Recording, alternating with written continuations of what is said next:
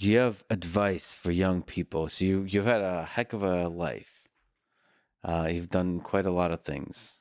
Start before MIT, but starting with MIT. Is there advice you have for young people in high school and college, how to um, have a career they can be proud of, how to have a life they can be proud of?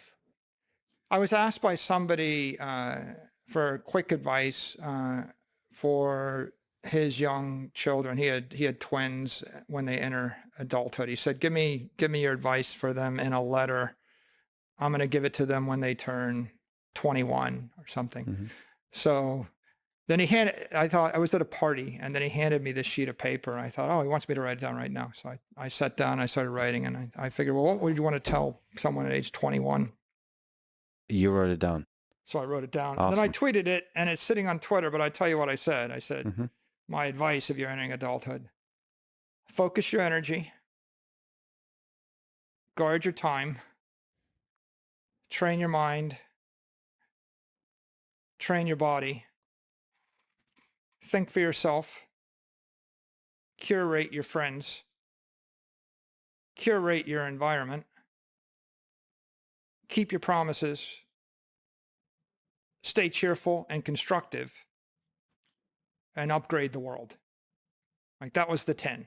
Upgrade the world. That's an interesting choice of words. Upgrade the world. Upgrade the world. It's like an Focus engineer's your credo. energy. It's a very engineering themed.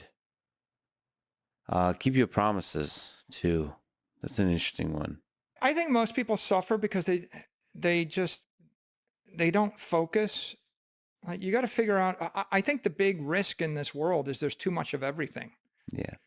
Like you can sit and watch chess videos 100 hours a week, and you'll never get through all the chess videos, right? There's too much of every possible thing, every too much of every good thing. So figuring out what you want to do, and then everything will suck up your time, right? There's 100 streaming channels to binge watch on, so you got to guard your time, and then train your body, train your mind, and control who's around you, control what surrounds you. So ultimately, in a world where there's too much of everything, then It's your like those success in laser life. eyes. It's like those laser eyes. You have to focus on just a few of those things.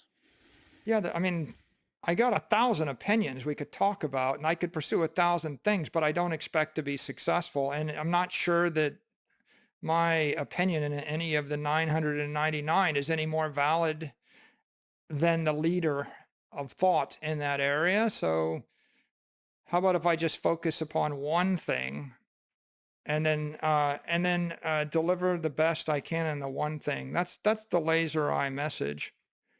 The rest get you distracted. Well, how do you achieve that? Do you find yourself, given where you are in life, having to say no a lot? Or just focus comes natural when you just ignore everything around you? So how do you achieve that focus? I think it helps if people know what you're focused on. So everything about you just radiates that people know. People know this But if is. they know what you're focused on, then you won't get so many other things coming your way. If if you dally, uh, or if you flirt with 27 different things, then you're going to get approached by people in each of the 27 communities, right? mhm. You mentioned getting a PhD and giving your roots at MIT. Do you think there's all kinds of journeys you can take to educate yourself? Do you think a PhD or school is still worth it? Or is there other paths through life that Is it worth it if you have to pay for it? Is it worth it if you have to spend the time on it? the time and the money is a big cost? I think Time probably the bigger one, right? it seems clear to me that the world wants more specialists.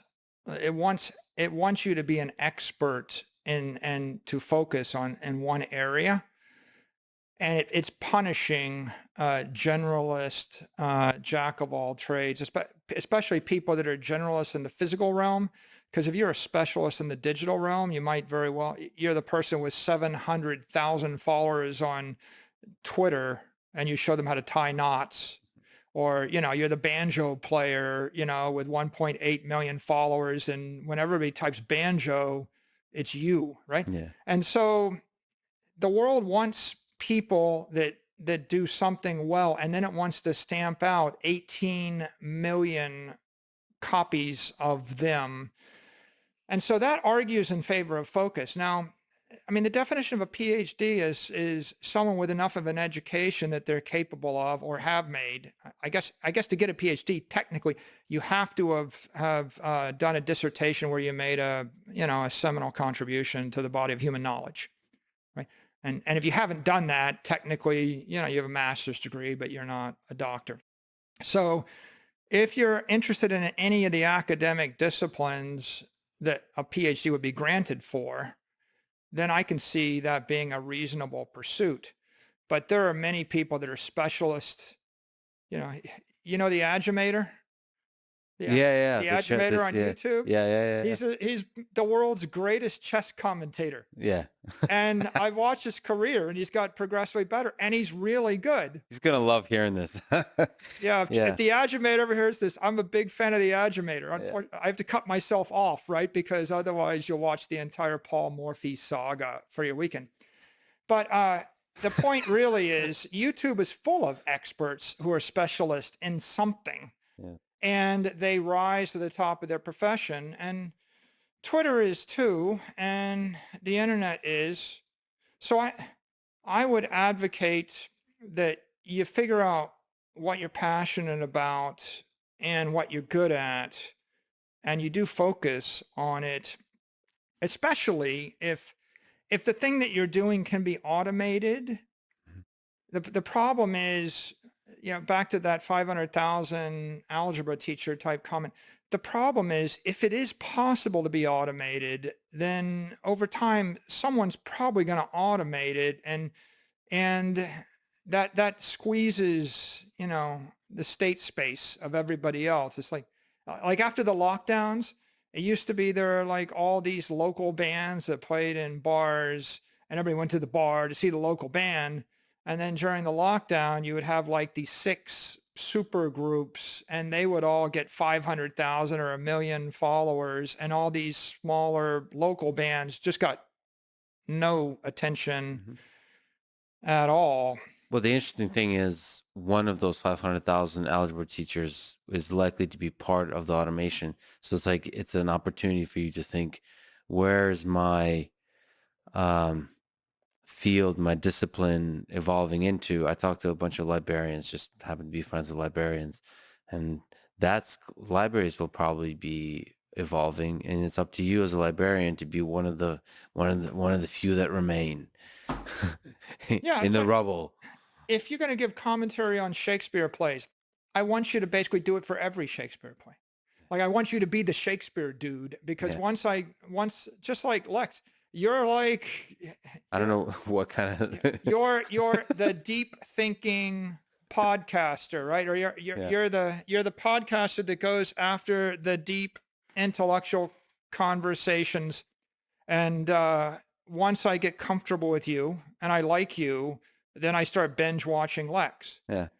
But if you changed your format Yeah. through 16 different formats so that you could compete with 16 different other personalities on YouTube, you probably wouldn't beat any of them, right? You would probably just kind of sink into you're the number 2 or number 3 guy. You're not the number 1 guy in the format. And I think the algorithm, right? The Twitter algorithm and the YouTube algorithm, they really reward the person that's focused on Yeah. message, consistent.